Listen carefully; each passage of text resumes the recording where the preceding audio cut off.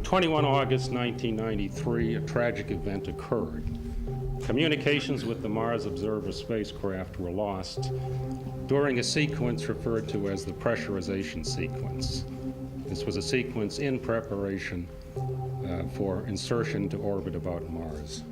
Once again, I mean, we're always trying things because they're hard, not because they're easy. And so once in a while, we're going to have a failure because we are trying hard things.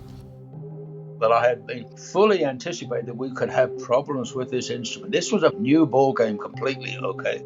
But I was not concerned about the spacecraft. It never crossed my mind that the spacecraft would let us down. And so this was a blow in the sense of, wow, something I completely didn't expect. You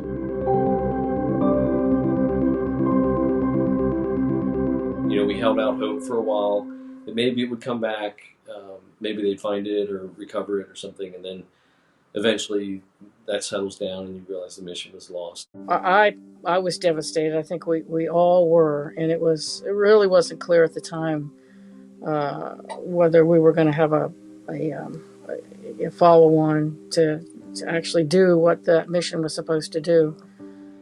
So that was extremely hard to take. What made it easier is the amount of time we had for grieving was actually pretty short. NASA decided that we want to continue this and go back to Mars. And so we had to snap out of it, literally, and get back to thinking about and fighting for the next mission, which is Mars Global Surveyor.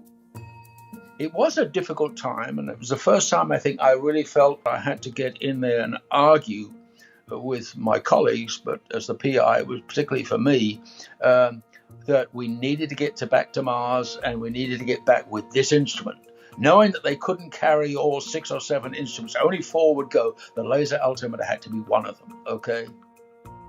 The engineers had a chance to kind of just not change it, but do some things a little bit better. That's what engineers like to do, is they fix all their first round mistakes in the second round and make new ones. We were asked immediately, how long will it take you to rebuild another copy of MOLA? How much is it going to cost? Can you get your team back together in time? Do you have the parts? So there was immediately a flood of things we had to do. Geometry brought me in for the detector engineer who just left the Goddard at the time. So I was lucky to join the team working on the detectors. We were only given, I think it's 3 years to rebuild it. It's shorter than usual. And everyone, all the management knew that means there's no wiggle room really in your schedule. But the team was largely still there, and everyone is geared up to redo it since the first one didn't make it. So everyone really wanted to do it again and do it right.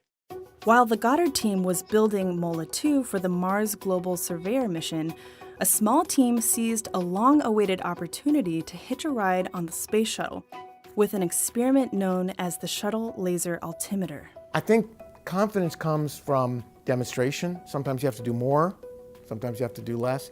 Working personally to build that instrument, we built it at Goddard in our lab down the hall without any fancy paperwork or flight procedures or anything. We just built it. I was hired then to come on board working on the shuttle laser altimeter, and I was brought in specifically to work on precise positioning, precise pointing, and precise geolocation of the surface footprints. And we tested it on the roof, shined it over to a bank building 11 kilometers away, lined it up, and it was ready for the shuttle. It was a hitchhiker special that we flew with help from NASA headquarters on the Space Shuttle Endeavour. Booster ignition and liftoff of Endeavour in pursuit of a Japanese satellite. Throttle down as the orbiter prepares to pass through the area of maximum dynamic. They turned it on for us, and the first time they turned it on, the shuttle's upside down with the laser pointing at Earth. We're over the middle Pacific. First light showed all this fuzz over the surface of the Earth. We're all looking. We thought we got something wrong. We realized later we were seeing the boundary layer clouds over the ocean. When we came over land, the fuzz was the height of the trees.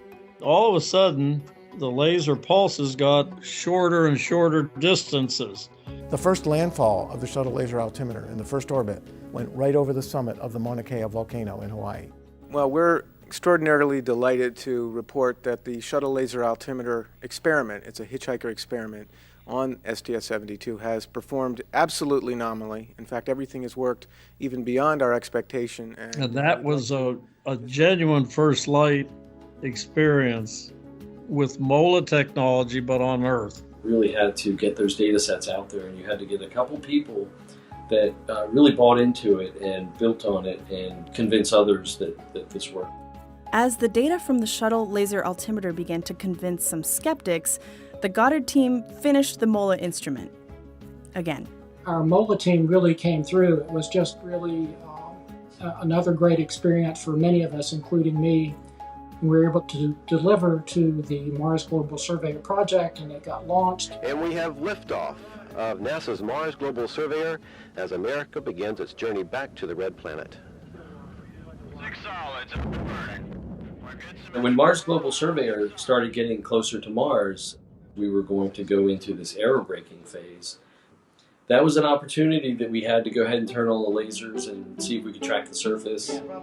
Somebody being carried it forward. And Station 45 was having problems locking up to the 2K data. What was that? Would you say 1607 or 16? Can you tell if the MOLA has been turned off? Copy, I'll try to kill my query and restart it as soon as that query is up and The running. nadir event? That must be the nadir event. I'm hungry. I didn't really want a sandwich. Look at the laser coming back, Rob. Greg says about 18.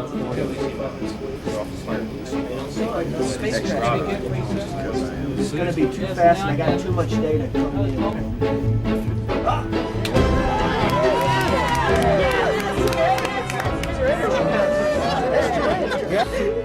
Look at that. Yes. Look, there's a little tiny terrace. This is the first profile of a crater we've ever seen on a planet.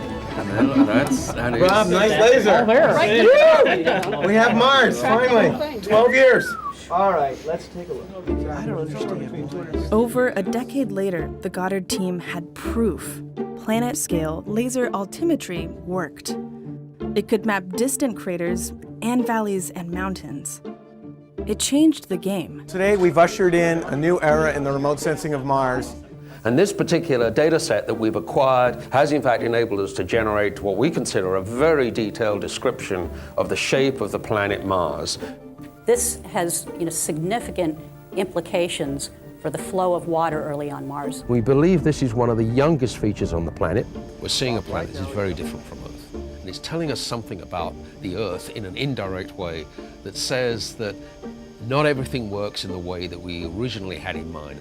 The kind of measurements that we're making now are allowing us to, characterize Mars on timescales of days to years now. And then the next step is to try to go back eons and try to figure out what changed on Mars. I mean, at that time, we used to brag that Mars was mapped better than the Earth. The accuracy of MOLA was so good, and after a couple of years, the coverage was so good. It was definitely a more accurate map of a planet than any planet. And this came out of it can't be done in the mid-'80s to a tool that we now accept as the standard. For those of us that worked on MOLA, it was transformative. It wasn't at a destination or a place that we were as much as a place that we would become. In some ways, we were in demand to consider whether we could provide a laser altimeter to another mission. Things were not working the way we expected them to, and there were mysteries, and we weren't expecting, after MOLA in particular, to have mysteries at that point.